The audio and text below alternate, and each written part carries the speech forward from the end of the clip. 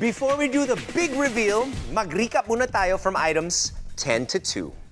At number 10, St. Paul of Tarsus. 9, St. Thomas Becket.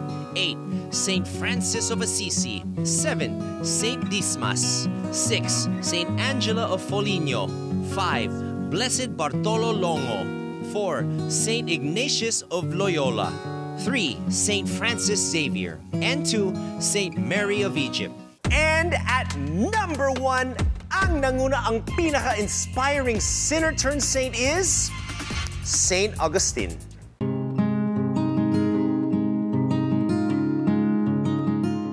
At 17, Augustine rejected his Christian upbringing and lived a life of hedonism and constant partying. He was also a womanizer and a gambler. Lifestyle niya is babaero siya, mahilig sa party, mga anak sa labas, maraming babae. Naging makasalanan from the age of 17 hanggang 32 years old. Yung kanyang buhay ay puno ng mga bisyo. Si San Agustin of Hippo, sa Africa yan eh. Siya ay nagkaroon ng napakabanal na ina, si Santa Monica. Ngunit siya, ma-pride na tao yan dahil siguro na-realize niya matalino siya. Hindi siya naniniwala dyan sa sinasabing mga Diyos-Diyos o yung God, ganon. So, yun ang naging buhay niya. Many believe that his mother Monica's fervent prayers and persistence paid off when he finally went through a life-changing conversion experience. Yung dasal ng kanyang nanay, naniniwala lahat, pati na siya, na ang dasal ng kanyang ina ay unti-unti nagtrabaho sa puso ni Agustin yung conversion. And then, one day, visiting Italy, he heard isang obispo na napakahusay magsalita at yung pagpapaliwanan ng salita ng Diyos nakatouch sa kanya. So, he became very keen ng listening yung salita ng Diyos. Nagkaroon ng pagkakataon nung pumunta siya ng Milan sa Italy at nakinig siya sa sermon ni St. Ambrose. At doon siya nagkaroon uli ng panibagong malay at yung udyok na magbalik sa simbahan. At doon siya nagkaroon ng conversion experience. Tagal yung kanyang, sabihin natin, proseso ng kanyang pagbabagong buhay. Augustine became a priest, and his account of his early life in Confessions is still regarded today as a classic biography of the conversion experience. I'll wait for the movie.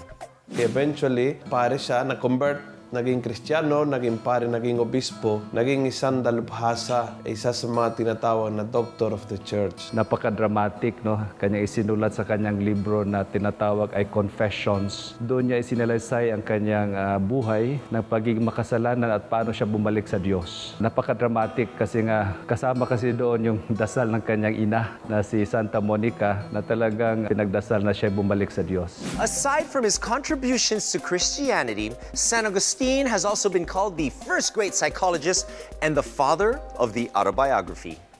St. Augustine is also known as the patron saint of brewers.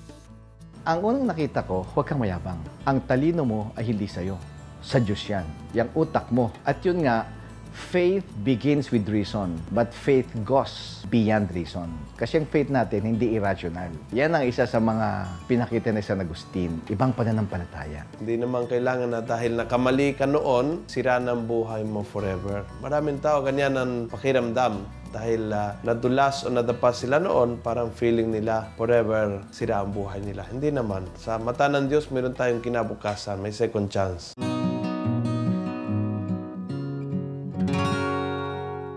There you have it, ladies and gentlemen, our top 10 ang pinaka-inspiring sinners turned saints. If these saints with a sinful past have successfully turned their lives around, what's stopping us from doing the same, right?